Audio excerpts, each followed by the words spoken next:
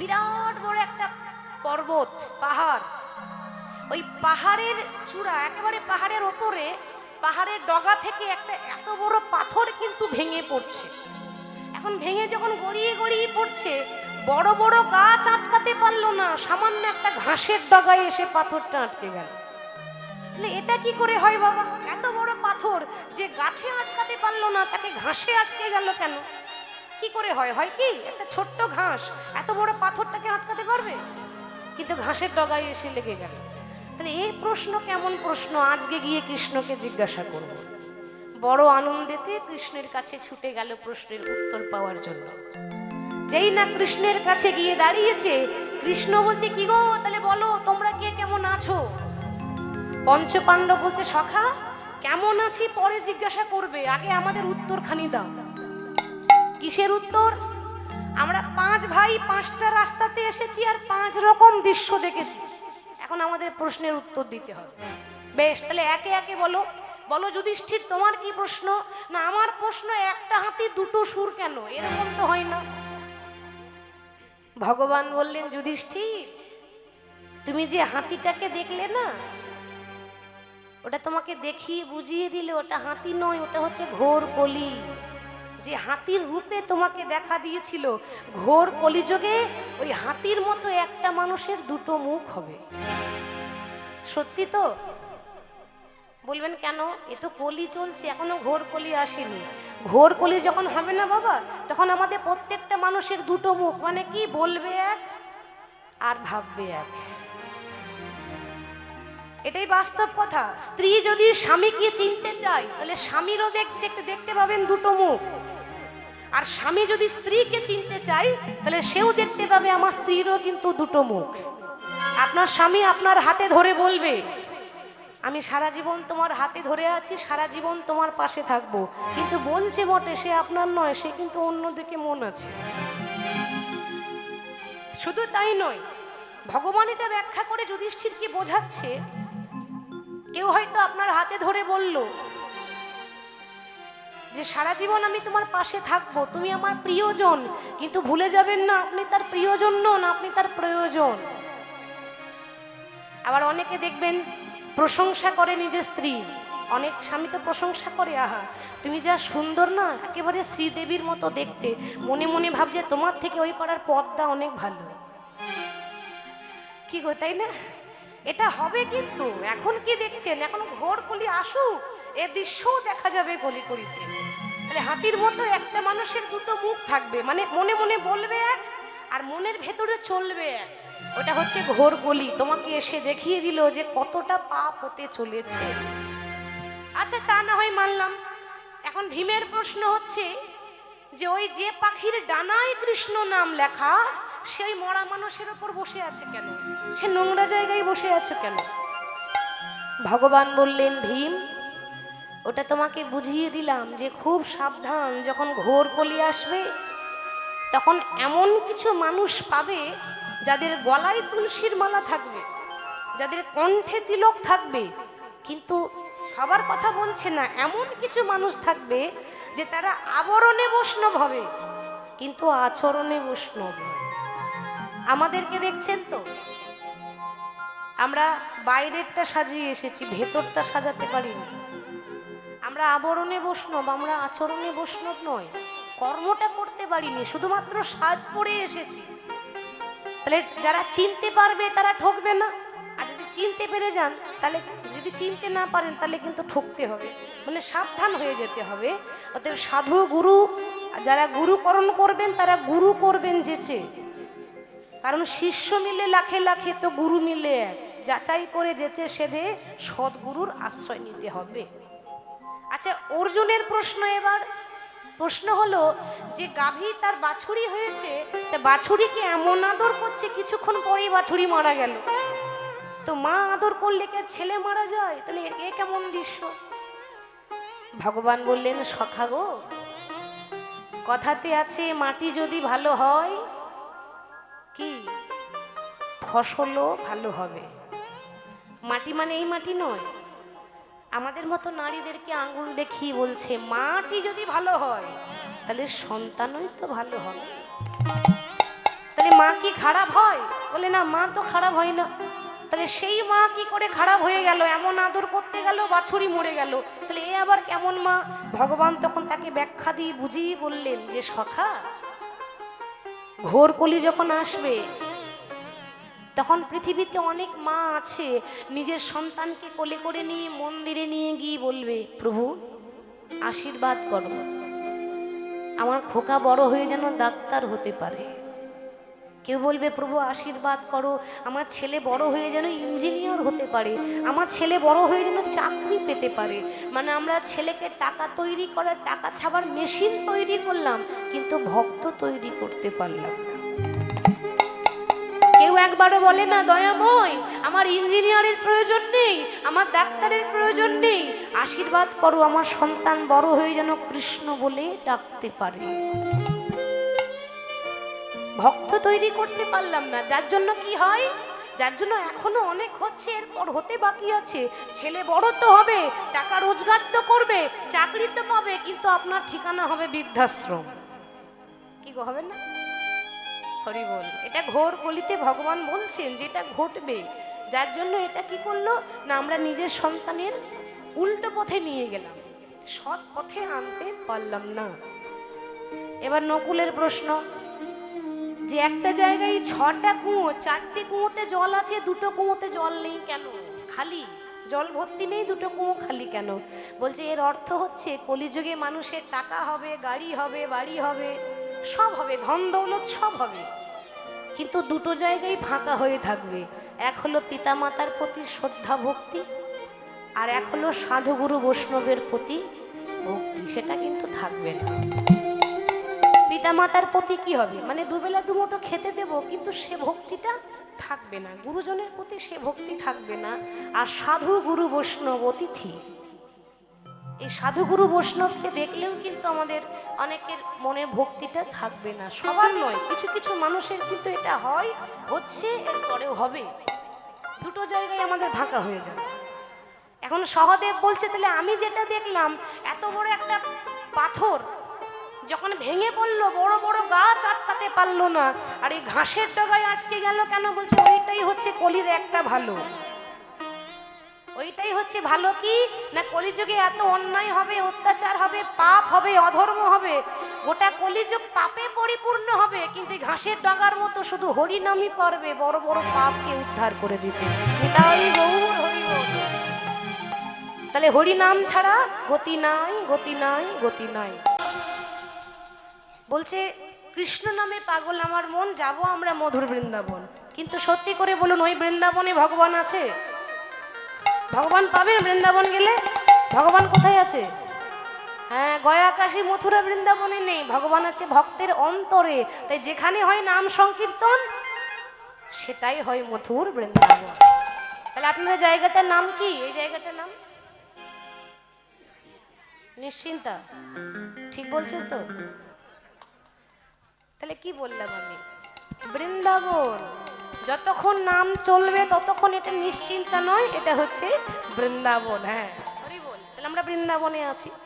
তাহলে মহাপ্রভু এমন ভাবে হরি নাম প্রচার করলেন, পৃথিবীতে যত আছে নগরাদি গ্রাম, সর্বত্র প্রচার করো মোরে হরে কৃষ্ণ মহামন্ত্র নাম।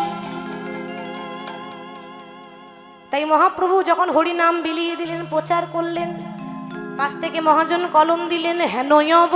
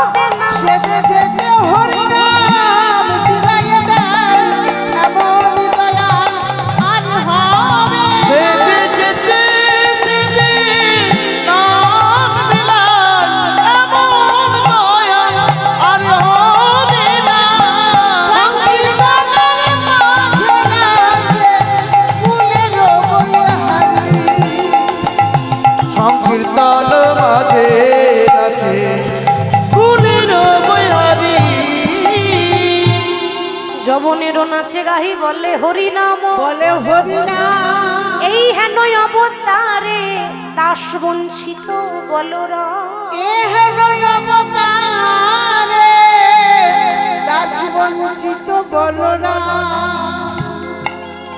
হরি বল। দাদা মনিটরের সামনে ভেতরে ফাঁকা লাগছে, বাইরে সুন্দর দিয়েছেন ভেতরে কম। জয়নিতাই, জয় গৌর, জয় রাধে। তা গৌর হরিভাবে নাম প্রচার করেছেন। আসুন এবার বিষয়ে প্রবেশ করি। কি বলেছিলাম? ভক্ত জয়দেব পদ্মাবতীর কথা। তাহলে জয়দেবের মাতা পিতার কথা জানতে হবে, কোথায় নিবাস আপনারা সকলেই জানেন, তবু ভক্তের কথা তো সারাদিন সারা রাত্রি বললেও মনে হয় যেন আর একবার শুনি, আর একবার শুনি। ভগবানের কথা এমনই হয়। তো জয়দেব গোস্বামীর পিতার নাম ছিল ভোজদেব গোস্বামী, আর মায়ের নাম ছিল বামা দেবী। বাড়ি কোথায়? বীরভূম জেলায়। বীরভূম জেলার অজয় নদীর তীরে কেন্দুবিল্ল গ্রাম, কেন্দুবিল্ল নামে গ্রাম, অজয় নদীর তীরে কেন্দ্রবিল্ল নামে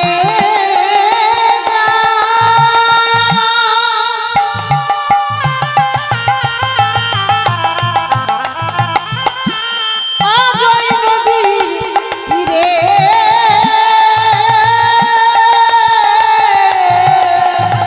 কেন্দুবিল্ল নামে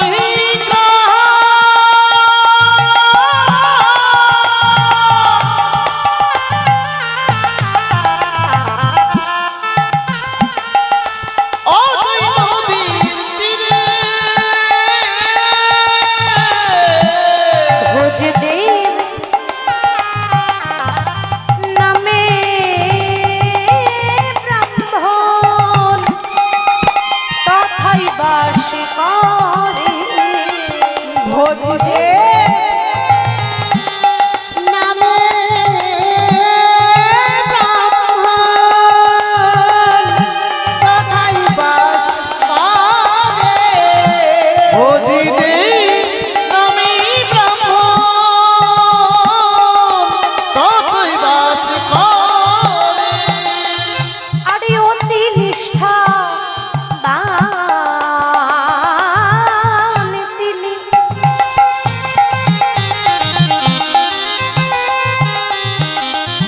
ধার্মিক ও সুজন, অতি নিষ্ঠাবান তিনি, ধর্ম পশুজন। আবার বামা দেবী পত্নী তাহার করে গৌর ভজন। বাবা দেবী পত্নী তাহার করে গৌর ভজন। আর বামা দেবী পত্নী তাহার করে গৌর ভজন। তাদের শয়নে গৌর, স্বপনে গৌর, শয়নে গৌর, স্বপনে গৌর। শয়নে গৌর স্বপনে গৌর। তারা গৌর ছাড়া আন জানে না, শয়নে গৌর, স্বপনে গৌর। তারা গৌর ছাড়া আর জানে না, শয়নে গৌর, স্বপনে গৌর। বামা দেবী পত্নী তাহার করে গৌর ভজন। বাবা দেবী পত্নী তাহার করে গৌর ভজন।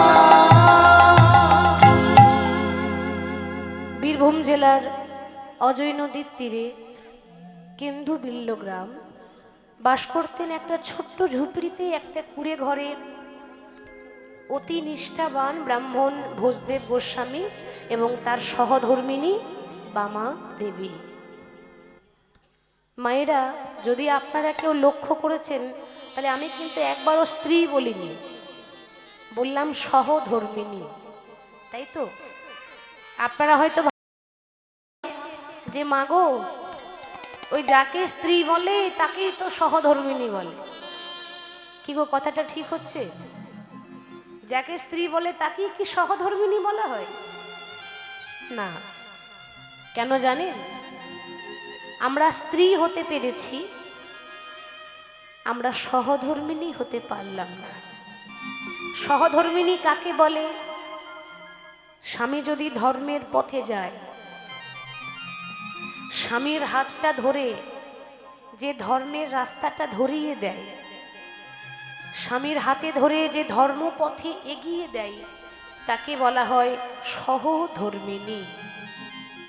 সে ব্রাহ্মণ আর ব্রাহ্মণী সবসময় ভগবানের আরাধনা করে, ভগবানের নাম জপ করে, কোনোদিনও ভগবানের কাছে তারা অন্য কোনো বাসনা করেনি।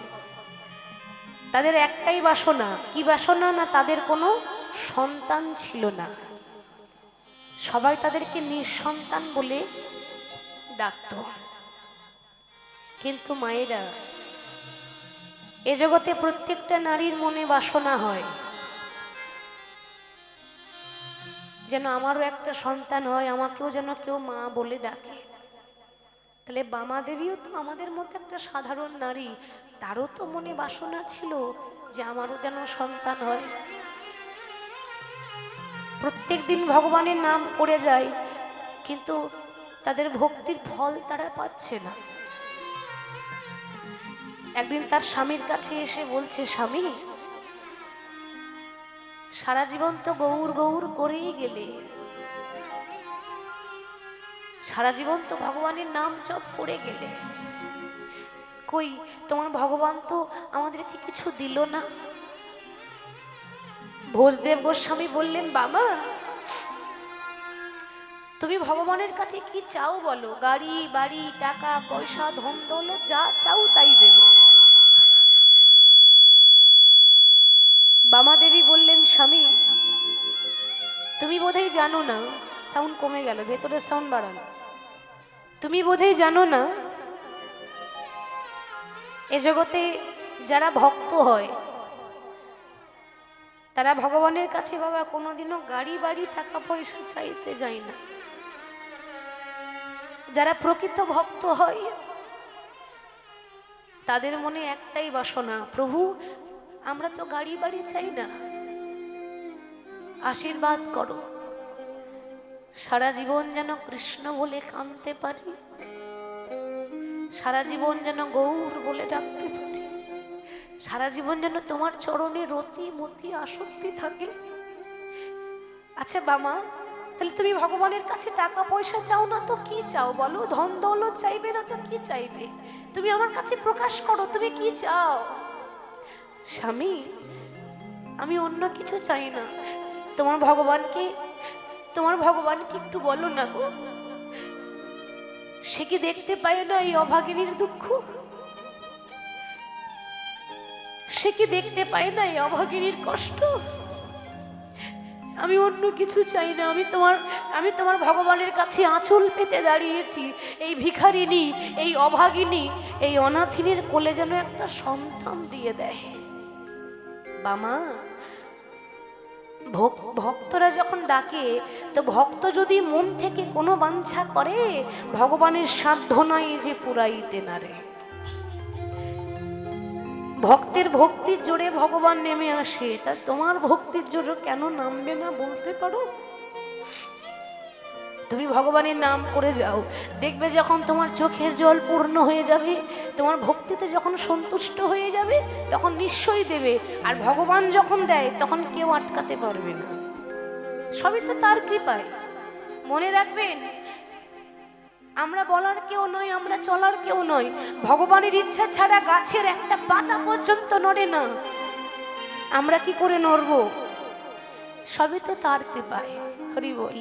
তো প্রত্যেক দিন ভগবানের নাম জপেই যায়, আর তার কাছে একটাই প্রার্থনা, আমায় একটি সন্তান দিয়ে দাও। ওগো যদি তুমি ভগবান ভক্তেরি প্রাণ, তবে কেন দুঃখ দাও? ওগো দয়াময়, তবে কেন দুঃখ দাও? যদি তুমি ভগবান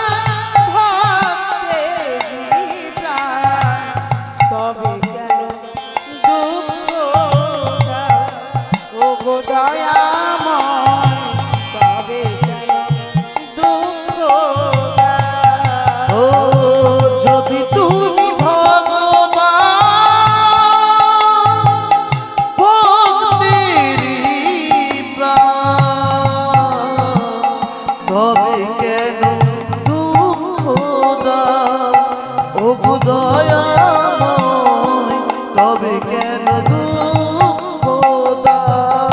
প্রভু তুমি যে কামনা, তুমি যে বাসনা, সকলই তোমারে দান।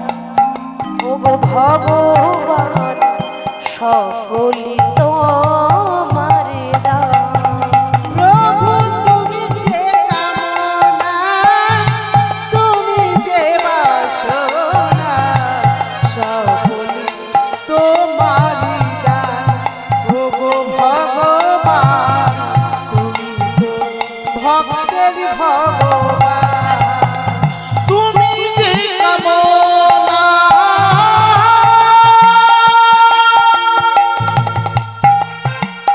তুমি যে বাসনা,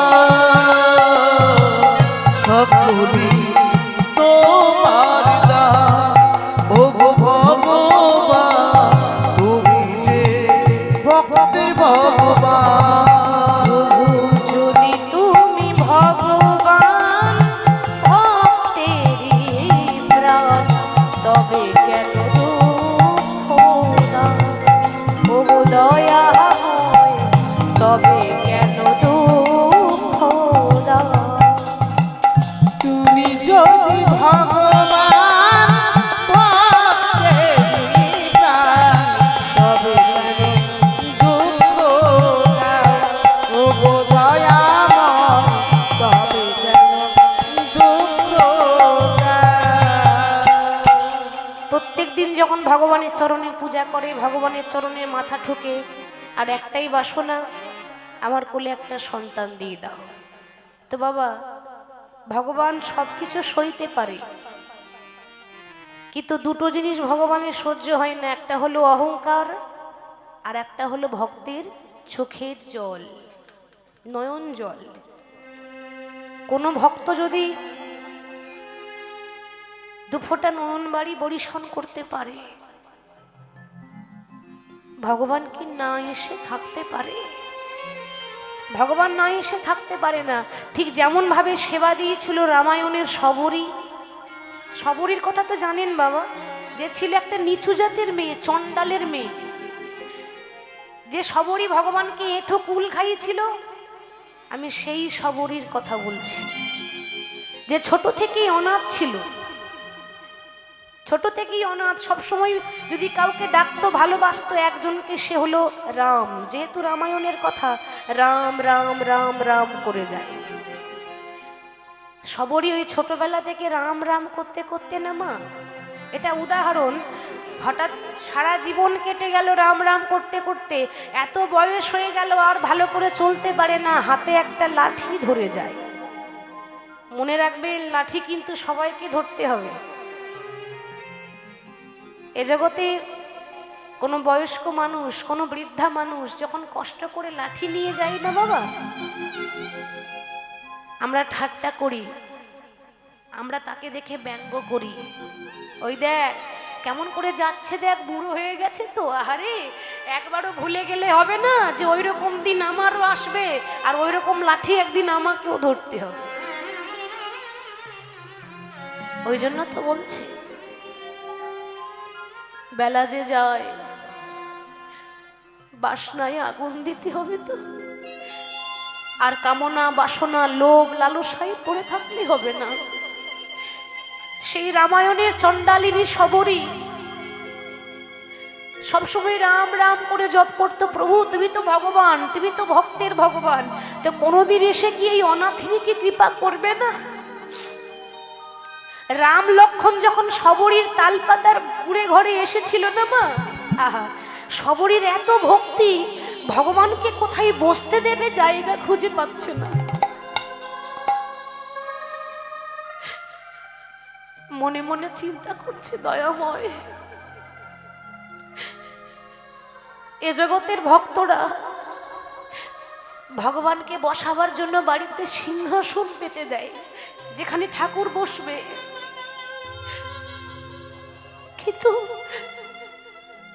কিন্তু আমি এমন হতো যে আমার ঘরে তোমাকে বসতে দেওয়ার মতো একটা সিংহাসন পর্যন্ত নেই। সিংহাসন তো দূরের কথা, একটা আসন পর্যন্ত নেই যেখানে ভগবানকে বসতে দেব। তাহলে ভগবান বসবে কোথায়? ওমা পরনে পড়েছিল একটা ছেঁড়া কাপড়, ধুলো বালি নোংরা ময়লা লেগে আছে। মনে রাখবেন, কাপড়ের মধ্যে ময়লা থাকতে পারে, মনের মধ্যে ময়লা ছিল না। কাপড়ের মধ্যে নোংরা থাকতে পারে, হৃদয়ের মধ্যে নোংরা ছিল না। মনে হৃদয়ে তো অটুট ভক্তি ছিল। তাই ছেঁড়া কাপড়ে করে, মাটির ঘর তো, মাটির বারান্দার ধুলাগুলো ঝাড়ছে। ওই ধুলো ঝেড়ে বলছে, প্রভু আমার তো সিংহাসন নেই, তুমি দয়া করে মাটিতেই বসো। রামচন্দ্র মাটিতেই বসেছিলেন। চিন্তা করেছিলেন, বাবা দামি দামি গদিতে বসে যে আনন্দ পাওয়া যায় না, দামি দামি সিংহাসনে বসে যে সুখ পাওয়া যায় না, ভক্তের মাটির ঘরে বসে আজ আমি সেই আনন্দটুকু পেয়েছি। আচ্ছা সবরই বসতে তো দিলে, কিছু সেবা দেবে না? আমার যে বড্ড ক্ষুধা পেয়েছে, দাও কিছু খেতে দাও আমায়। আহা, রাম পরীক্ষা করতে চাইছে, সবরীর ঘরে সেবা দেওয়ার মতো কিচ্ছুটি নেই, তাহলে কি করে আমাকে সেবা দেয় আজ আমিও পরীক্ষা করে দেখি। সবরী বলছে, প্রভু তুমি আমার ঘরে সেবা নেবে? বেশ তো, তা তুমি একটুখানি বসো, আমি যেমন করে হোক তোমার সেবার ব্যবস্থা করছি। আহা, ভক্তি দেখুন মা, এরকম অনুরাগ না থাকলে কি আর গোবিন্দ মিলে? এরকম ভক্তি না থাকলে কি ভগবান পাওয়া যায়? রামকে বসতে দিয়ে সবরই জঙ্গলে জঙ্গলে পঞ্চবটির বনে ঘুরছে, যদি কিছু পাওয়া যায়, ফলমূল যদি পায়। ফল তো পেল না, রাজভোগও পেল না। সামনে হঠাৎ দেখছে একটা কুল গাছ, যে কুল আমরা খাই। ওই কুল গাছে অনেকগুলো কুল কিন্তু শাড়ির আঁচলে করে পেরেছে। শাড়ির আঁচলে পেরে চিন্তা করছে, ভগবান তো প্রত্যেক দিন রাজভোগ খায়, কত দামি দামি মিষ্টান্ন দেয় তাকে, তাহলে কুল দিয়ে কি করে ভগবানকে সেবা দেব? কিন্তু সত্যি করে বলুন, ভগবান কি একবারও বলেছে যে আমায় 56 ভোগ দিয়ে সেবা দাও? ভগবান কি একবারও বলেছে যে আমায় প্রত্যেক দিন রাজভোগ দাও? না, ভগবান বলেছে, ভক্ত মোর, নাইবা দিলে রাজভোগ, নাইবা দিলে 56 ভোগ, এ জগতে প্রত্যেকটা ভক্তকে আমি একটা করে গঙ্গার একটা যমুনা দিয়েছি, দুটি নয়ন। এই নয়ন জলে মুখ্য ভাসিয়ে প্রভু তোমার হলাম বলে কেউ যদি একটিবারও ডাকতে পারে, আমি জন্ম জন্মান্তরের মতো তার কাছে দাস হয়ে যায়নি। তাই সবরই ভক্তি দিয়ে কিচ্ছু নেই, তার কাছে চোখের জল ছাড়া ভগবানকে দেওয়ার মতো আর কিচ্ছুটি ছিল না। তাই অঞ্চলে করে সেই কুল পেরে এনে, যেই না সেই কুল প্রভুকে সেবা দিতে যাবে, দেখুন সেবা কাকে বলে শিখুন। সেবা তো আমরাও দিই, এত বড় থালাতে ফল কেটে মন্দিরে নিয়ে যাই, দিতে হয় দিয়ে দিলাম, ভগবান খেয়েছে না খাইনি সে খবর রাখি না। কিন্তু সবরই যখন সেই কুলটা রামচন্দ্রের বদনে দিতে যাবে, চিন্তা করলো, আচ্ছা আমি যেই কুলটা ভগবানকে দেব, কুলের মধ্যে যদি পোকা থাকে, রামের কষ্ট হবে না? ভগবানের ক্ষতি হবে তো? না না, ক্ষতি হলে আমার আগে হোক, মরতে হলে আমি আগে মরবো, আমার ভগবানের জন্য কষ্ট না হয়। এক একটা কুল নিজে খেয়ে দেখছে, যেটা টক লাগছে সেটা ফেলে দিল, আর যেটা মিষ্টি লাগছে সেটা রামের বদনে তুলে দিল। একবারও চিন্তা করলো না যে কুলটা আমার এঁঠো হয়ে গেল। একবারও ভেবেছে?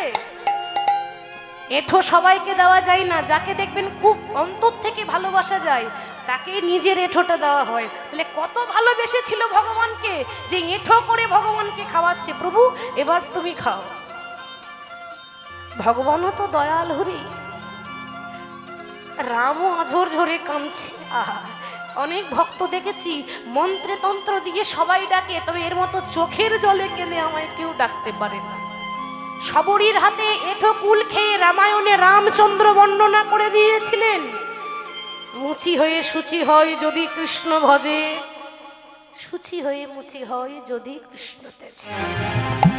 ভক্তিতে ডাকিলে আমি চণ্ডালেরও হই, আর অভক্তিতে ডাকিলে কোনো ব্রাহ্মণেরও না। তাহলে ভগবান কার? ভক্তি যার, ভগবান তার। সেই ভক্তি দিয়ে আজকে বামা দেবী ডাকে, প্রভু আমাকে একটা সন্তান দাও। শুধু একটাই বাসনা, যে আমার অভাগিনীর কোলে সন্তান দিয়ে দাও। আর তার বাসনা ভগবান পূর্ণ করলেন। অনেকদিন পর, কয়েক বছর পর ভগবান কৃপা করে বামা দেবীর গর্ভে একটা সন্তান দিয়েছে। আজ এই না সন্তান দিয়েছে, চিন্তা করছি এই তো সময় মাটি ভালো করার, তাই না? গর্ভে সন্তান এলে সেই সময় কিন্তু বেশি করে কৃষ্ণ নাম করতে হয়, বেশি বেশি করে সেই সময় বেশি ভগবানের নাম করতে হবে, বেশি করে ভাগবত পড়তে হবে, ভগবানের নাম চিন্তা করতে হবে, তবে তোমার কৃষ্ণ ভক্ত সন্তান হবে। মাকেও তো সেরকম হতে হবে। তাহলে সেই যেই না গর্ভে সন্তান পেয়েছে, কি আনন্দ!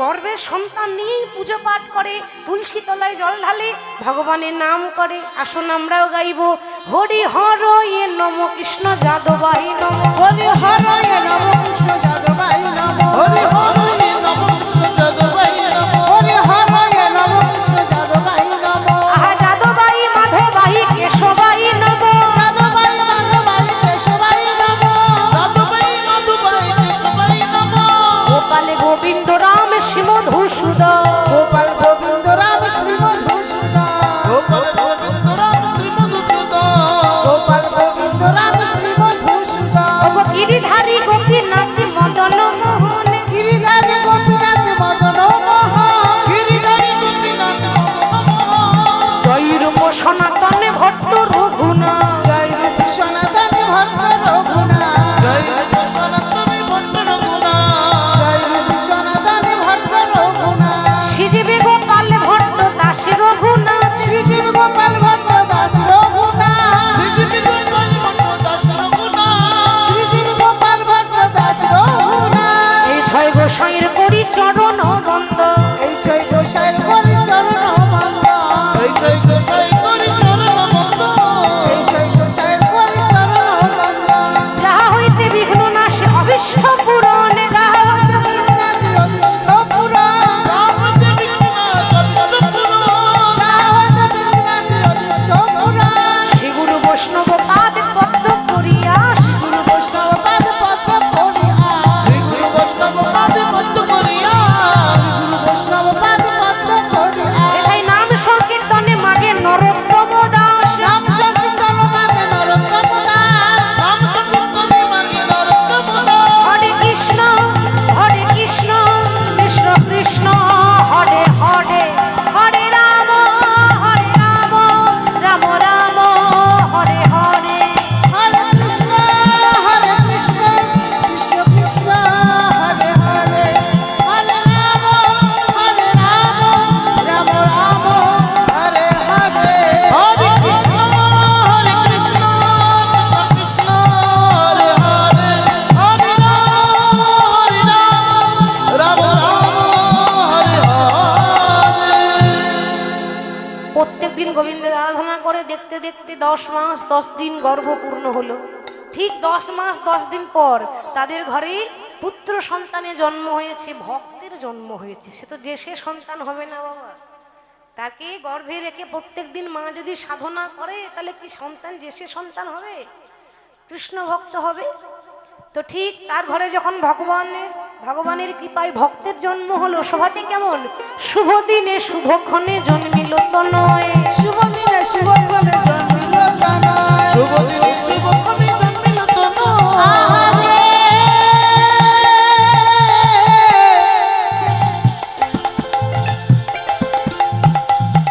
আহারে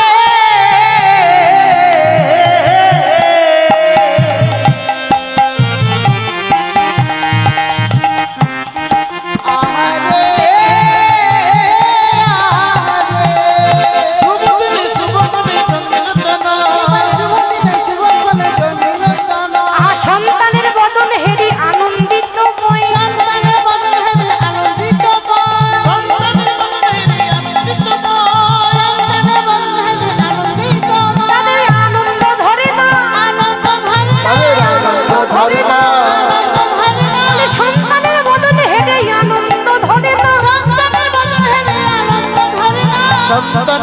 হেরে আনন্দ ধরে না। সন্তানের বদন হেরে আনন্দ ধরে না। আনন্দ ধরছে না। ভক্তে জন্ম হয়েছে, আনন্দ হবারই কথা। এতদিন পর সন্তান হয়েছে, তারপর ছেলে হয়েছে, আনন্দ হবে না?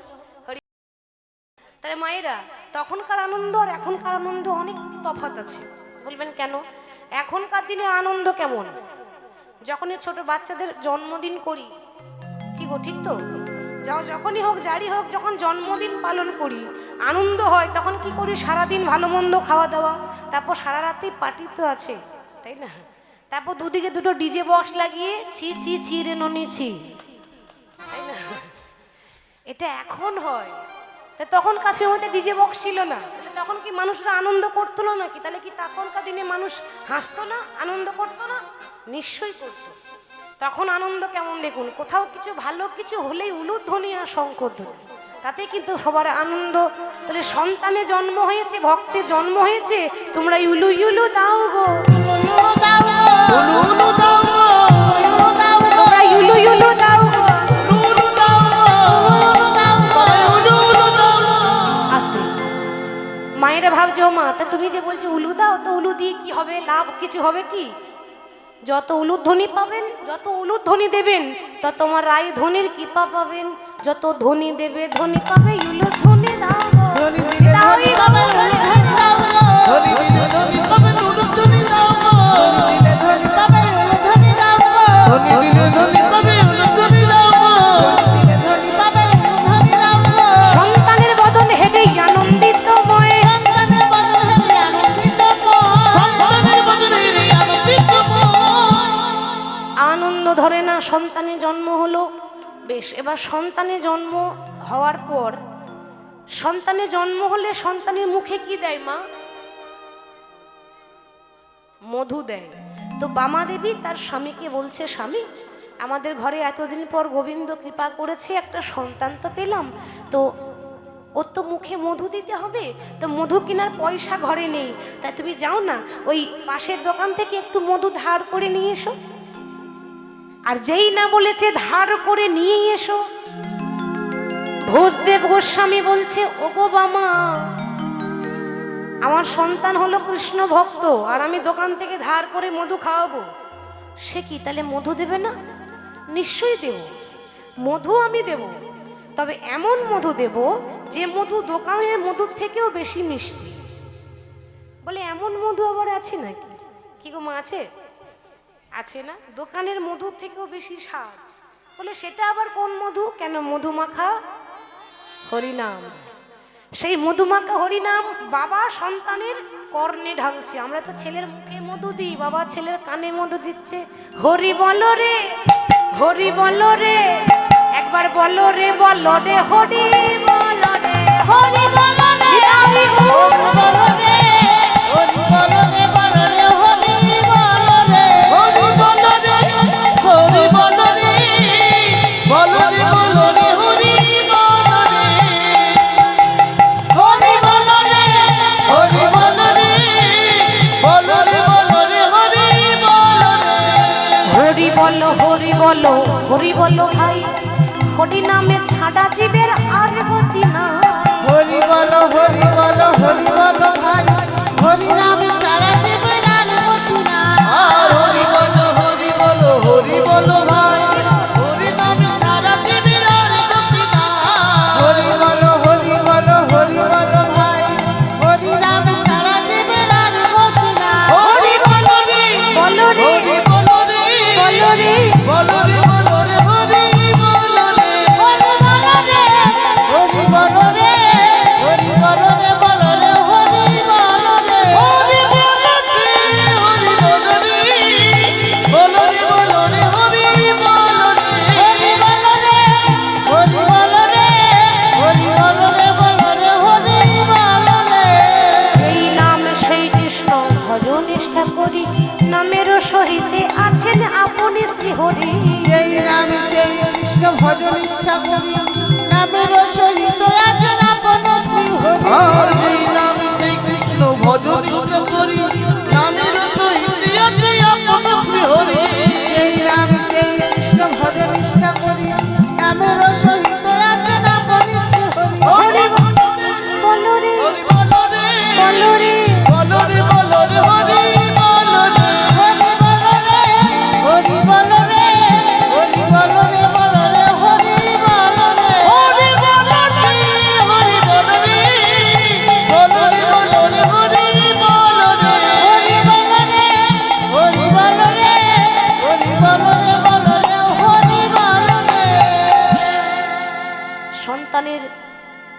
দুই কর্ণে যেই না মধুর হরি নাম শোনায় দিয়েছে,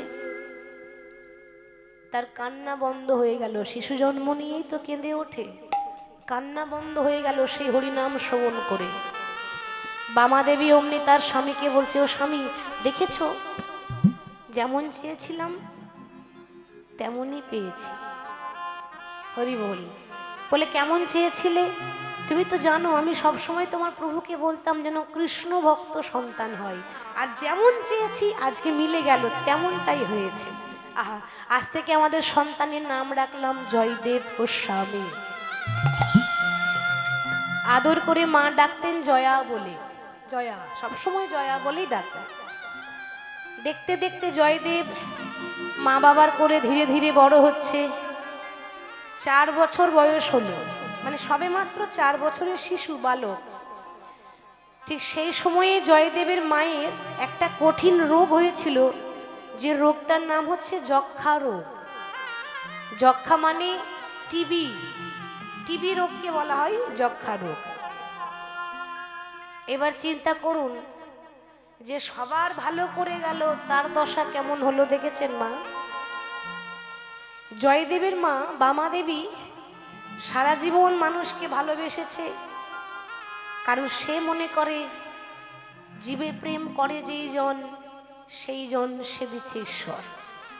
মাগো, ভগবানকে ভালোবাসার আগে মানুষকে ভালোবাসতে হয়। আমি যদি আপনাকে ঘৃণা করি, আমি আপনাকে ভালোবাসি না, আপনাকে ঘৃণা করছি, হিংসা করছি, পরনিন্দা করছি, আর আমি যদি গোবিন্দের নাম করি, লাভ হবে মা? কোনো লাভ হবে না। জীবকে ভালোবাসতে হয়, জীবের সেবা করতে হয়। আর জীবের সেবা কিভাবে করতে হয় তা ভগবান প্রমাণ দিয়েছিলেন কোথায় না মহাভারতে। মহাভারতে ভগবান প্রমাণ দিয়েছিলেন কখন?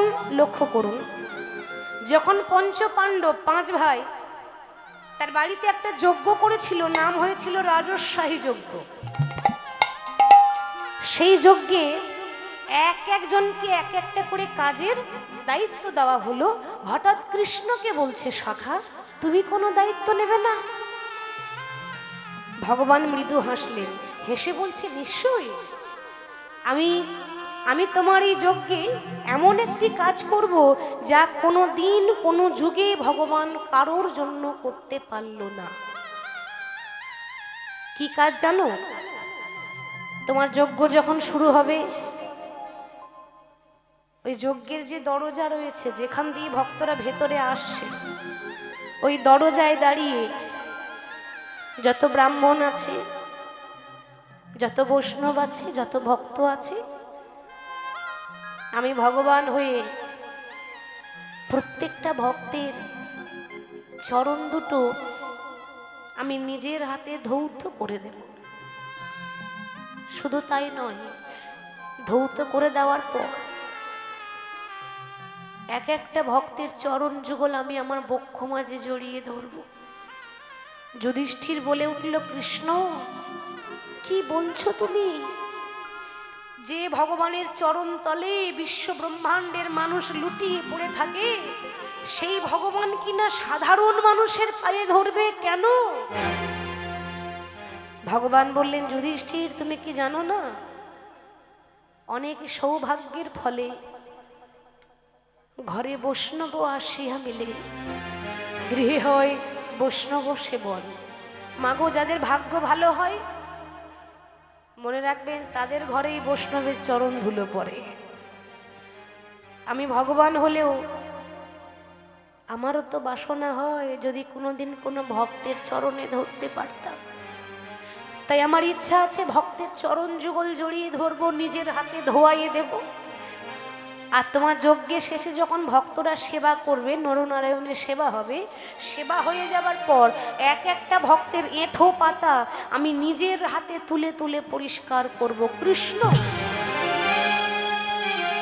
তুমি ভুলে যেও না, এটা রাজা জমিদারের বাড়ি, এখানে এঁঠো পাতা তোলার জন্য কাজের লোক রাখা আছে, তুমি কেন তুলতে যাবে?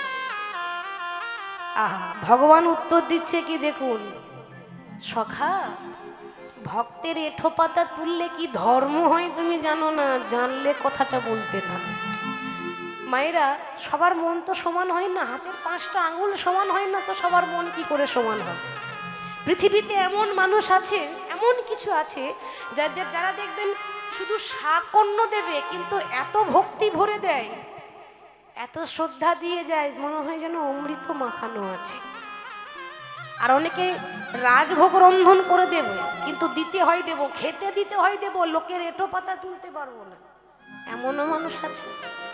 হরি বল। তো আপনাকে সেবা দিয়ে যদি আপনার এঁঠো পাতাটা তুলতেই না পারলাম, তাহলে ধর্মটা কোথায় করলাম? আসল ধর্ম তো ওইখানেই আছে যে আপনাকে যত্ন করে বসিয়ে সেবাও দেব, আর আপনার এঁঠো পাতাটা আমি নিজের হাতে তুলবো। ভগবান তুলেছিল, আমরা তো সামান্য নরকের কীট, আমাদের আর কি মূল্য আছে? ভগবান তুলেছিলেন। তো বলে কেন তুলছো? না সারা জীবন যত পাপ করেছি সব পাপ ক্ষয় হয়ে যাবে। যুধিষ্ঠির তখন হেসে বলেছিল, ও তার মানে তুমিও পাপ করেছো।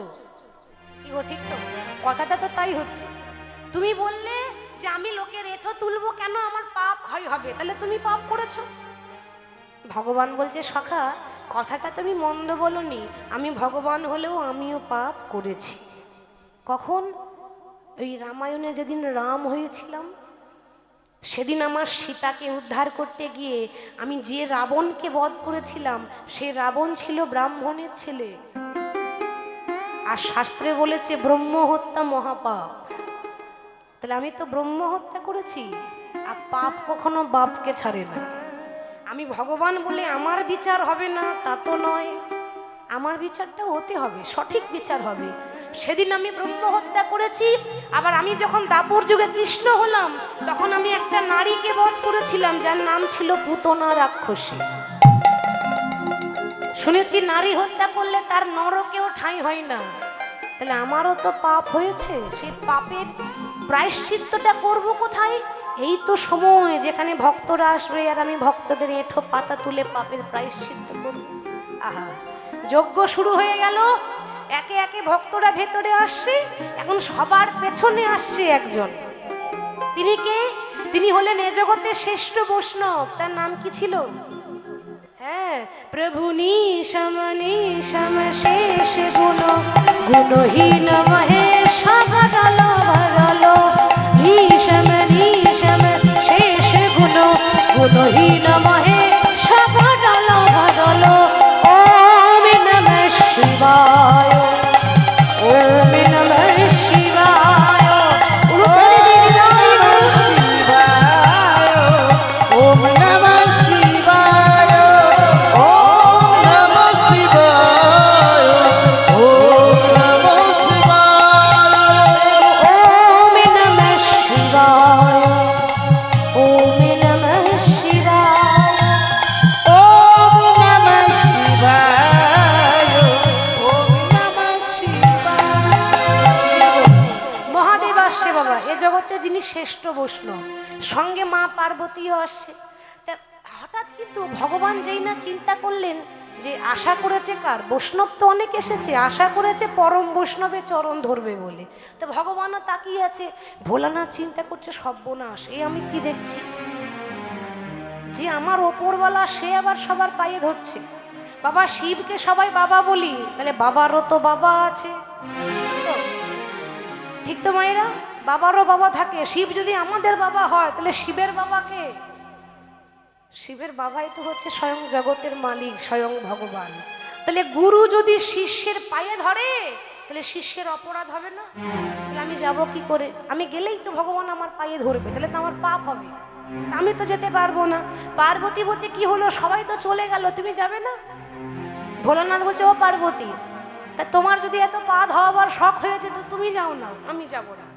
মা পার্বতীর নারী জাতি এত কি আর 7-5 বোঝে নাকি? ভেতরে চলে গেল। আর ভোলানাথ চিন্তা করছে এমন কিছু করতে হবে যেন ভগবান আমাকে চিনতে না পারে।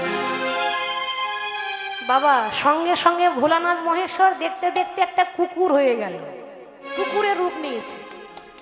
এখন যেই না কুকুর হয়েছে, ভাবছে আমি চালাকি করব। কিন্তু মনে রাখবেন, সবার কাছে ফাঁকি দেওয়া যায়, ভগবানের কাছে ফাঁকি দেওয়া যায় না। ভগবান বলছে, ও ভোলা, তা তুমি আবার কত চালাক, তুমি বোধহয় জানো না, তোমার থেকে আমি আবার বেশি চালাক। তা ভালোই হলো, আগে 2টো চরণ ছিল, এখন 4টে হয়েছে। কি গো, হয়নি? কুকুর হলো মানে চারটে পা, তাহলে চারটে চরণ হয়েছে, এসো আমিও ফাঁদ পেতে দাঁড়িয়ে আছি। ভগবান তার কম চালাক নয়, ঠিক এইভাবে দাঁড়িয়েছে। মনে মনে চিন্তা করছে এত এত মানুষের ভিড়, যাবে কোন দিয়ে? পেরোতে গেলে আমার পায়ের ফাঁক দিয়েই পেরোতে হবে। ভগবান দাঁড়িয়ে আছে, ভোলানাথ চিন্তা করছে সত্যি তো তাই, এত ভক্ত বসে আছে, এখন যাব কোন দিয়ে? দেখছি ভগবান দাঁড়িয়ে আছে, চিন্তা করছে ওই তো সুযোগ হয়ে গেল, ওই পায়ের ফাঁক দিয়েই বেরোবো, দেখি ভগবান আমাকে চিনতে পারে কিনা। তা ভোলানাথ কুকুর হয়ে যেই না ভগবানের পায়ের ফাঁক দিয়ে পেরোতে যাবে, অমনি ভগবান পা দুটোকে একেবারে এক জায়গায় করেছে। আর যেই না পা দুটোকে চাপ দিয়েছে, মাঝখানে আটকে গেল কে?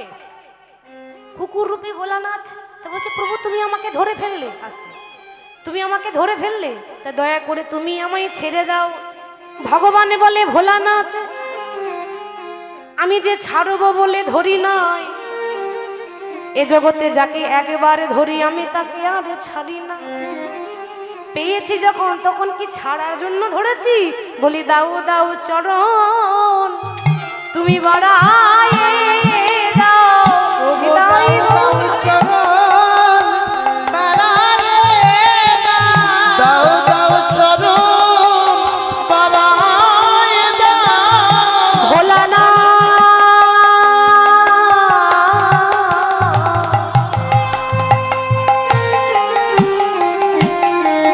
ভোলা দাও দাও চরণ তোমার বাড়াইয়ে দাও।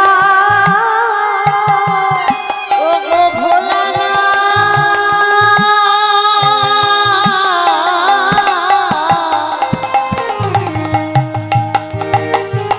দাও দাও চরণ বাড়ায়ে দাও।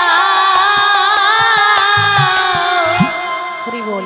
ভোলানাথ বলছে প্রভু কাজটা ভালো করলে না, তুমি ভগবান, তোমার চরণে ধরা উচিত ছিল আমার, বা তুমি ঘুরিয়ে আমার পায়ে ধরলে। বেশ, তোমার এই ঋণ এ জন্মে তো শোধ করতে পারবো না, তবে শোধ করব কোন দিন জানো? যেদিন তুমি কলিযুগে নদিয়াতে গৌর হয়ে যাবে, সেদিন আমি আর ভোলানাথে হব না, সেদিন আমি হব অদ্বৈত আচার্য। তোমার থেকে আমার বয়স বেশি হবে, 52 বছরের বড়, কিন্তু বড় হলেও সেদিন তোমার পায়ে ধরে দাপরের ঋণ কলিযুগে গিয়ে শোধ করব। ভগবানও ভক্তের চরণে ধরে, তাই না? হরি বল। তাই ভোলানাথ হচ্ছেন পরম বৈষ্ণব। আর মা পার্বতী তাহলে কে? শিব যদি বৈষ্ণব হয় তাহলে মা পার্বতী কে? পরম বৈষ্ণবী। হরি বল। ওই দুজনকে নিয়ে সংসার চলছে, ওই জন্য বলে না খেপার 14 খেপিরাট, খেপার 14 খেপিরাট, এই নিয়ে সংসারের কালকাট। ওই খেপা খেপি নিয়ে সংসার চলছে বাবা। কথাটা এলো তখন একটা কথা মনে পড়ে গেল, এই যে অগ্রহায়ণ মাস, এই অগ্রহায়ণ মাসে দেখবেন অন্নপূর্ণা পূজা হয়, হয় না? নতুন ধান যখন কাটা হয়, যারা চাষি তারা ধান কাটছে, ধান কাটার পর সেই সুন্দর করে সেটা কিন্তু অন্ন দিয়ে পরিবেশন করে মা অন্নপূর্ণাকে। কেন পূজা করা হয় জানেন?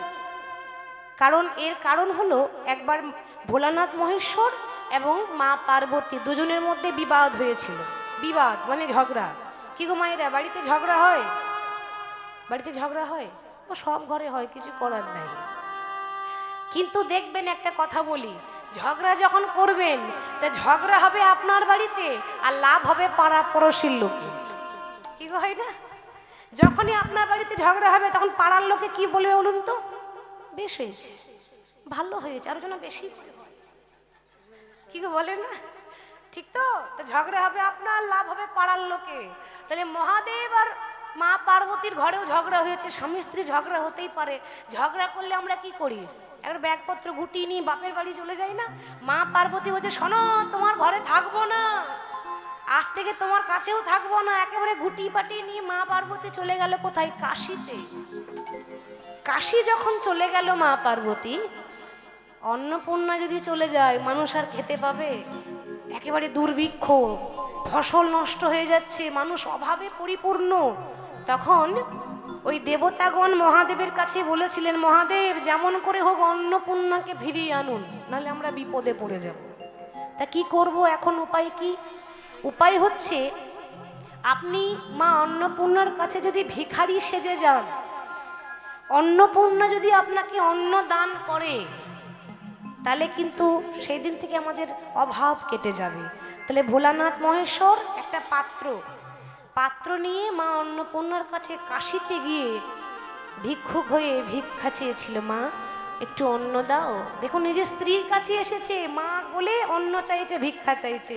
মা অন্নপূর্ণা সেখানে একমুষ্ঠ অন্ন দিয়েছিলেন আর অন্ন দান করেছিলেন, যার জন্য যখন অন্নপূর্ণা পূজা হয় দেখবেন মা অন্নপূর্ণা অন্ন দেয় আর ভোলানাথ দেখবেন এরকম পাত্র নিয়ে থাকে, দাঁড়িয়ে থাকে না, মূর্তিতে থাকে দেখবেন। তো অন্ন দিয়েছিল বলে জগতের অভাব কেটেছিল, যার জন্যই সেটাকে বলা হয়, গ্রাম বাংলায় বলা হয় নবান্ন উৎসব, তাই না? ওই নবান্ন নয়, নবান্ন উৎসব। হরি বল, ঘরে ঘরে আমরা নবান্ন পালন করি। তাহলে যাই হোক, ভগবান আজকে ভক্তেরও চরণ ধরে। তাহলে আজকে ভগবানের নাম যে করে তার দশাটা কেমন হলো? ভগবান তো নিজেই বলেছে, যে করে আমার আশ আমি সর্বনাশ, তবু যদি না ছাড়ে আমার পাশ, তারপর হয় আমি তার দাসের অনুদাস। তাহলে জয়দেবের মা এমনভাবে রোগে আক্রান্ত হয়ে গেল, কোলে 4 বছরের ছেলে জয়া, মা বিছানায় পড়ে কাঁদছে, প্রভু সবাই বলে তুমি নাকি দয়াল হরি, সবাই বলে তুমি নাকি প্রেমের ঠাকুর, তুমি যদি ভগবান হবে তাহলে এত কষ্ট দিয়েছো কেন, এত দুঃখ দিয়েছো কেন?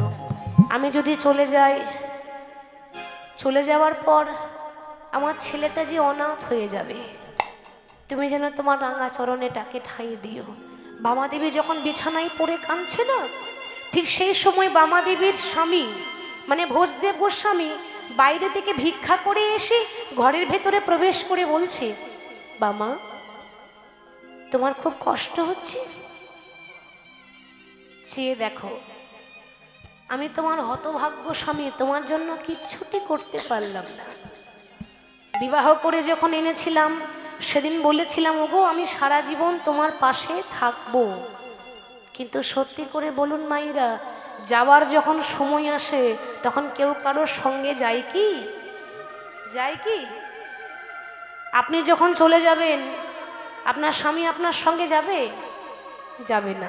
একাই এসেছি, একাই যেতে হবে। বামা আমি অনেক চেষ্টা করলাম, কিন্তু এ রোগের কোনো ওষুধ খুঁজে পেলাম না। তখনকার সময়ে টিবি রোগের ওষুধ কিন্তু ছিল না, কোনো চিকিৎসা নেই, চিকিৎসকও নেই, কে চিকিৎসা করবে, কোনো ওষুধ নেই। বামা আমি পারলাম না তোমায় রক্ষা করতে, আমি তোমার হতভাগ্যশালী, তুমি পারলে আমায় ক্ষমা করে দিও। বামা বলল, স্বামী তোমার কাছে কোনোদিনও কিছু চাইনি, আজ যদি কিছু চাই তুমি আমায় দেবে তো? বলো তুমি আমার কাছে কি চাও? তুমি আমার হাতে হাত দিয়ে প্রতিজ্ঞা করো, তুমি আমার হাতে হাত রেখে প্রতিজ্ঞা করো, আমার যদি কিছু হয়ে যায়, আমি যদি মারা যাই, তুমি আমার জয়দেব, আমার জয়া, তাকে কখনো অবহেলা করবে না, সারা জীবন তাকে আগলে রাখবে। আমার শেষ ইচ্ছা হচ্ছে আমার ভক্ত জয়দেব সে যেন বড় হয়ে কৃষ্ণ ভক্ত হতে পারে, আমার এইটুকু ইচ্ছাটা পূর্ণ করে দাও। আর কথা বলতে বলতে শুধু তাই নয়, আমার আর এক শেষ ইচ্ছা আছে, কি জানো? ওগো আমি যেদিন থাকিব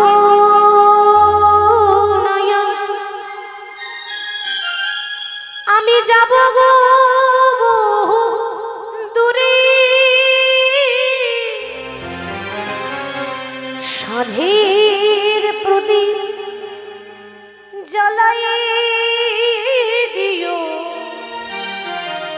কৃষ্ণ নামের সুর আমি যেদিন থাকব না, যাব গো বহু দূরে, সাঁঝের প্রদীপ জ্বালিয়ে দিও, কৃষ্ণ নামের সুরে। আমি যেদিন থাকিব না, যাব বহু দূরে, সাঁঝের প্রদীপ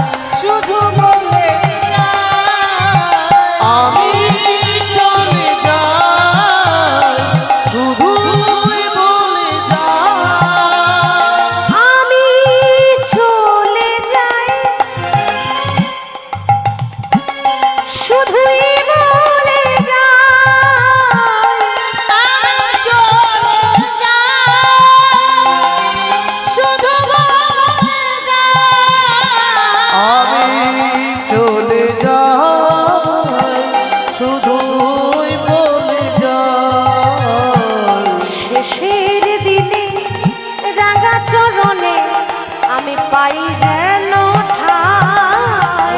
আমি চলে যাই শুধু বলে যাই আমি চলে যাই শুধুই বলে যাই আমি চলে যাই শুধু বলে যাই কথা বলতে বলতে স্বামীর কোলে মাথা দিয়ে বামা দেবী শেষ নিঃশ্বাস ত্যাগ করল। ওমা, স্বামীর কোলে মাথা দিয়ে যেই না মারা গেল, তার তো একটা 4 বছরের ছেলে আছে জয়দেব, সে কিন্তু বাড়িতে নেই, সে বাইরে খেলা করছে। সে কিন্তু জানে না যে আমার মা মারা গেছে। ছোট্ট শিশু, ছোট্ট বালক যখন খেলায় মগ্ন, একজন ডাকতে গেছে। মা যেমন জয়া বলে ডাকে, সেরকম সেও ডাকছে, ওরে জয়া, জয়া রে। কি হলো, আমায় ডাকলে কেন? মাগো, যে ডাকতে গেছে না, সে আর বলতে পারছে না যে তোর মা মারা গেছে। কি করে বলবে? ওইটুকু ছেলে যদি সহ্য করতে না পারে। খোকা, আরে কি হলো, ডাকলে কেন সেটা বলবে তো। কি করে বলবো? আস্তে, কি করে বলবো? তোর মা, হ্যাঁ মা, কি হয়েছে? তোর মা সারা জীবনের মতো ঘুমিয়ে গেছে। আহা, ওইটুকু ছেলে, সে কি বোঝে সারা জীবনের ঘুম কাকে বলে? মাগো, মা হারানোর যে কি দুঃখ, মা হারানোর যে কি কষ্ট, একমাত্র এ জগতে যার মা নেই সে জানে, অন্য কেউ বুঝবে না। যে মা হারিয়েছে সে জানে মা চলে গেলে কতটা কষ্ট হয়। যখনই বলেছে তোর মা ঘুমিয়ে পড়েছে, বুঝতে পারছে না যে এ ঘুম মানে কোন ঘুম। সে এখন ছুটতে ছুটতে যেই না ঘরে ফিরে এসেছে জয়দেব, এসে দেখছে বাবা, কেউ দড়ি পাকাচ্ছে, কেউ বাঁশ কাটছে। কেন? সাজিয়ে নিয়ে যেতে হবে না? ওটাই তো আসল সাজ। সারা জীবন নিজেকে ভালো দেখাবার জন্য আমরা কত সাজ পরি। যেদিন আমার সেই দিন আসবে, পরনে দামি কাপড়টুকু দেবে না, বাঁশের দোলায় করে দড়ি দিয়ে বেঁধে যখন শ্মশান ঘাটে নিয়ে যাবে না, তখন লাখ টাকার অহংকার, কোটি টাকার অহংকার একটা দেশলাই কাটিতে শেষ হয়ে যায়।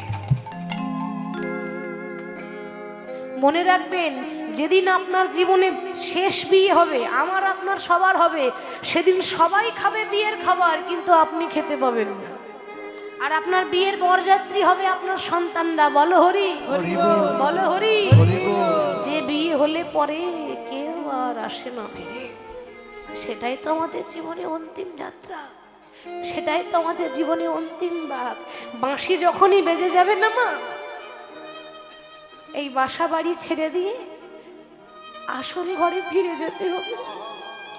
যেই না জয়দেব ছুটতে ছুটতে ঘরে ফিরে এসেছে, দেখছে পাড়া প্রতিবেশী সবাই মাকে ঘিরে সবাই কাঁদছে। কেউ মারা গেলে কি আর আনন্দ হবে? সবাই কান্নাকাটি করছে। ছোট্ট 4 বছরের জয়দেব বলছে, হ্যাঁ গো, তোমরা কাঁদছো কেন? খোকা, বুঝতে পারছিস না? ওরে, তোর মা চলে গেল রে। তোর মা যে আর নেই। কোথায় গিয়েছে আমার মা? এই তো আমার মা আমার সামনে রয়েছে। ও মা, কথা বলো, সাড়া দাও। তুমি যদি সাড়া না দাও, আমাকে কে আদর করবে, কে খাইয়ে দেবে, কাকে আমি মা বলে ডাকবো? তুমি একবার কথা বলো। সবাই বলছে, ওরে ও খোকা, তোর মা কথা বলবে না রে। কেন জানিস? যে চলে যায় সে আর সাড়া দেয় না। চলে গেল, আর কোনো দিন হয়তো হবে না আর দেখা। আর কোনো দিন হয়তো হবে না আর দেখা। বিদায়ী রজনী ক্ষমা চাই।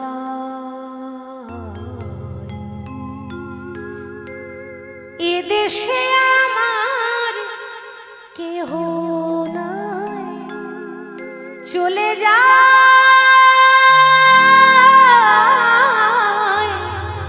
এ দেশে আপন কেহ নাই। নিতাই হরি বল, হরি বল। দিন হয়তো হবে না আর দেখা, আর তো দিন হয়তো হবে না আর দেখা, বিদায় রজনী ক্ষমা চাই। এদেশে আমার কেহ নাই, চলে যায় এদেশে আমার কেহ নাই। কে বা মাতা, কে বা পিতা, কে বা পুত্র পরিজন, শেষের দিনে কৃষ্ণ বিনে হবে না কেউ আপন। কে বা মাতা, কে বা পিতা, কে বা পুত্র পরিজন, শেষের দিনে কৃষ্ণ বিনে হবে না কেউ ও বা আপন। কে বা মাতা, কে বা পিতা, কে বা পুত্র পরিজন, শেষের দিনে কৃষ্ণ বিনে হবে না কেউ আপন। কে বা মাতা, কে বা পিতা, কে বা পুত্র পরিজন, শেষের দিনে কৃষ্ণ বিনে হবে না কেউ আপন। ও বিদায়ী রজনী ক্ষমা চাই।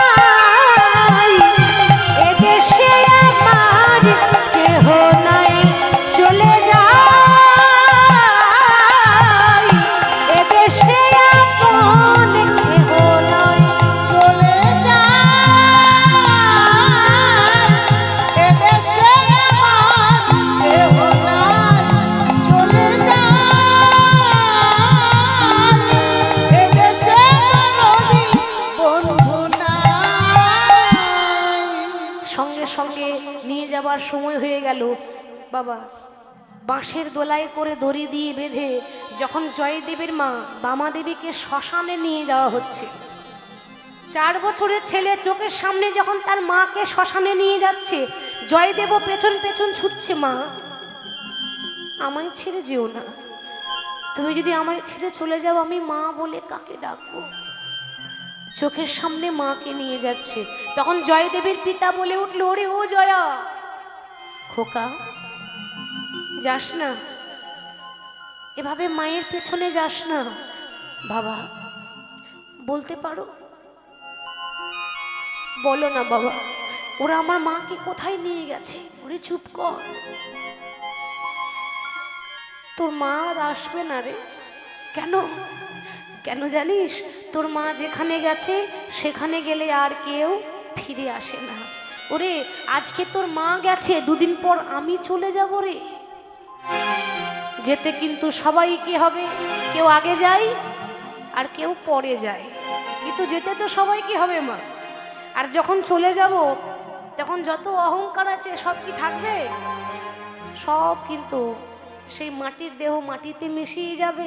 তবু আমরা অহংকার করতে ছাড়ি না, গাড়ির অহংকার, বাড়ির অহংকার, টাকার অহংকার, বিদ্যার অহংকার, বুদ্ধির অহংকার, জ্ঞানের অহংকার, পাণ্ডিত্য অহংকার, কিন্তু যখন চলে যাবেন ও তোর সোনার অঙ্গ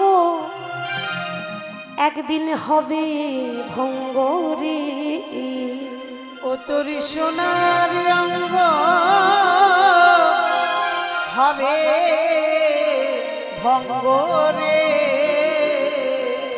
যেদিন পুরে হবে ছাই, সেদিন নীল আকাশে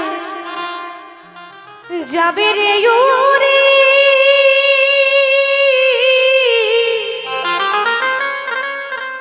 কয়লার ধোঁয়া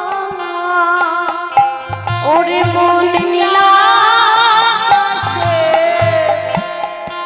যাবে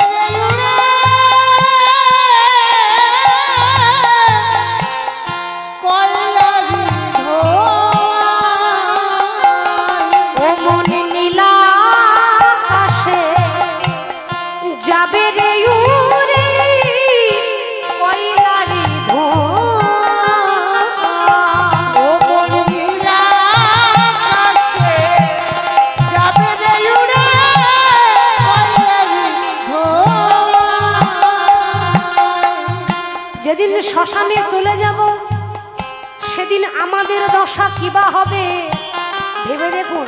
আসতে দেখবেন বাবা, যখন কোনো ডেড বডি, লাশ সুন্দর করে চিতায় সাজানো হলো, আগুন জ্বালিয়ে দেওয়া হলো, কিন্তু আগুন ধরছে না, মানে পুড়তে চাইছে না। তা যদি না পুড়ে, তা সত্যি করে বলুন তো মা, আদর করে পুড়িয়ে দেয়? তাহলে গায়ে হাত বুলিয়ে দেয় নাকি? না গো, যতই কোটিপতি হোক না কেন, সেদিন কি করে পোড়াবে জানেন? সেদিনে জ্বালিবে এই অঙ্গ, ও মন খুঁজছে খুঁজছে, আর মারবে বাড়ি এই হাড়ের পিঠে।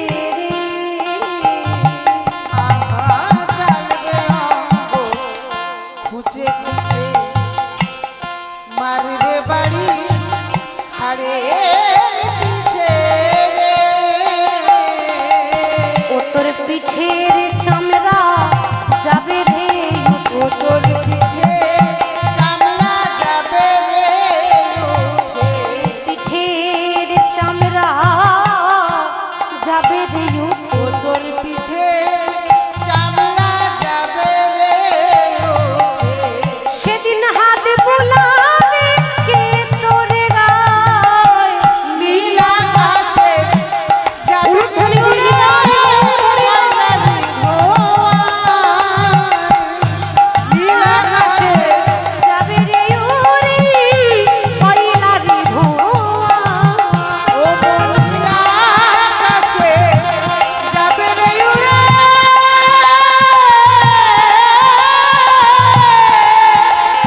ও বন কয়লারি ধোঁয়া। সখারে, যতদিন দেহে প্রাণ থাকবে ভগবানের নাম করে যাস। আয় আয় বাবা, আয় আমার কোলে আয়। তোর মা নেই তো কি হয়েছে, তোর বাবা আছে না।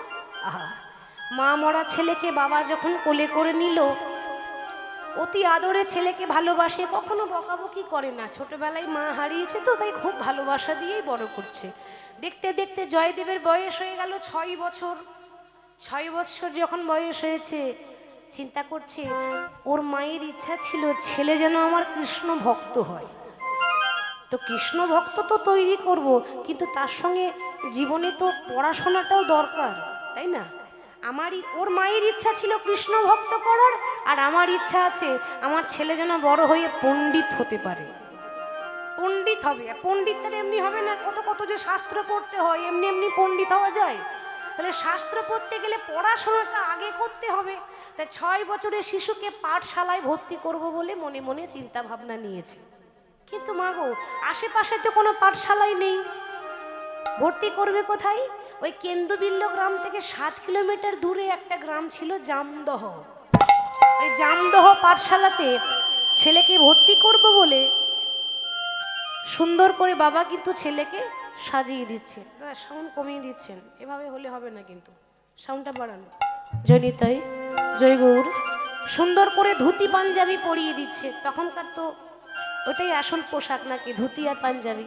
সুন্দর করে সাজিয়ে দিয়েছে। ও মা, এখন ছেলে যে পড়াশোনা করবে, খাতা কলম তো নেই, তাহলে লিখবে কোথায়? তালপাতার পুঁথি, স্বরের কলম।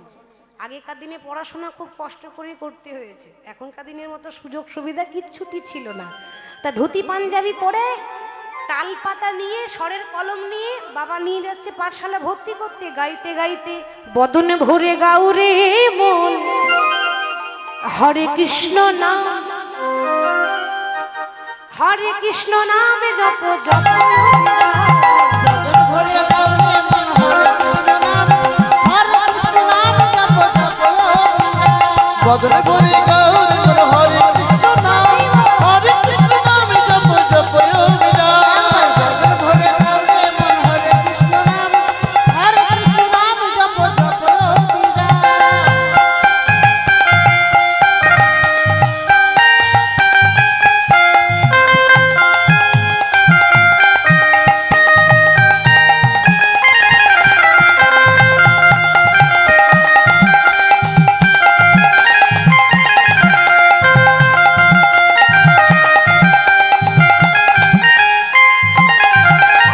শয়নে স্বপনে বলো রাধে রাধে নাম, শয়নে স্বপনে বলো রাধে রাধে নাম,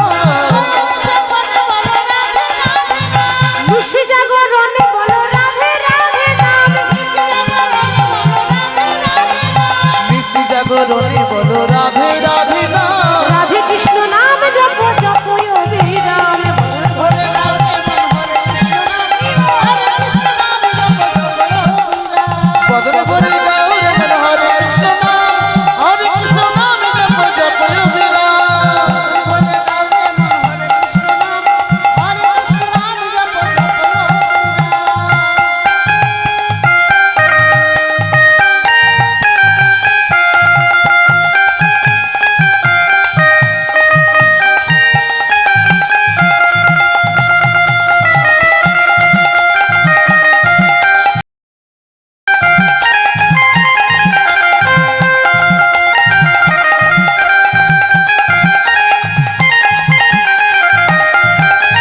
চলিতে চলিতে বলো রাধে রাধে নাম চলিতে চলিতে বলো রাধে রাধে নাম বলি রাধা রানী কি জয় আর একটু জোরে হবে না? হবে তো বেশ, একবারে পেছন পর্যন্ত। পেছনে বাবারা হ্যাঁ রাগ করেছেন নাকি? তাহলে হাত তুলছেন না কেন?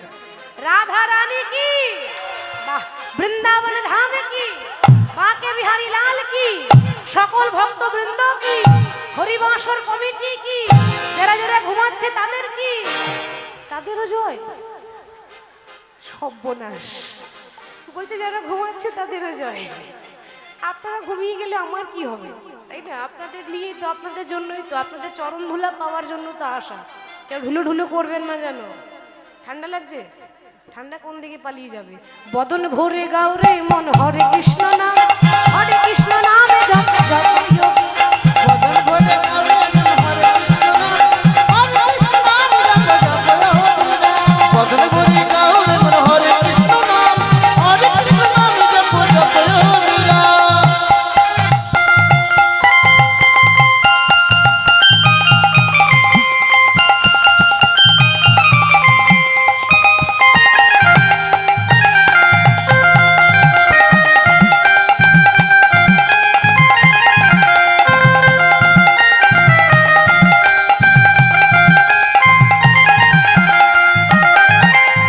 চলিতে চলিতে বলো রাধে রাধে নাম, চলিতে চলিতে বলো রাধে রাধে নাম রাধে কৃষ্ণ নামে জপ জপ অবিরাম।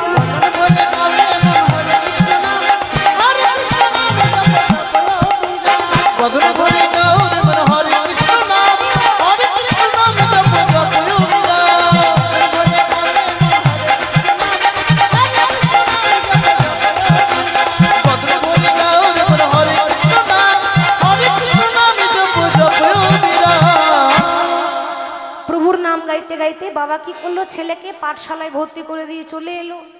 এবার পরের দিন আবার সাজিয়ে দিচ্ছে, খোকা তাহলে ভালো করে পড়াশোনা করিস। এখন জয়দেব যে পাঠশালায় যায় না বাবা, সেই পাঠশালা যাওয়ার কিন্তু কোনো রাস্তা ছিল না, একটা জঙ্গল পেরিয়ে যেতে হতো। মানে জঙ্গলটা পার হবে তবে পাঠশালা পর্যন্ত পৌঁছাতে পারবে। আগেকার দিনে এত কি রাস্তাঘাট ছিল? চারিদিক জঙ্গল আর জঙ্গল। এখন 7 কিলোমিটার দূরে পাঠশালা, তাহলে কত বড় জঙ্গল দেখছেন। সে জঙ্গল পেরিয়ে যেতে হবে। খোকা তাহলে তোকে সুন্দর করে সাজিয়ে দিলাম, ভালো করে লেখাপড়া করিস, মন দিয়ে পড়াশোনা করিস।